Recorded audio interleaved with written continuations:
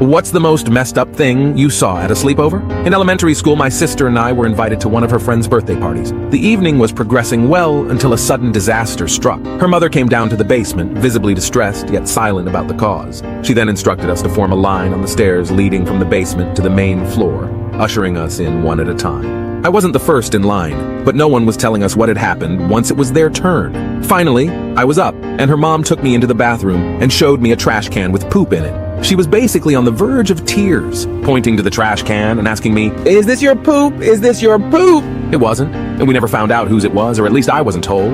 We have joked that someone will finally come forward on their deathbed, but my sister and I have since lost contact with those girls, so we may never know.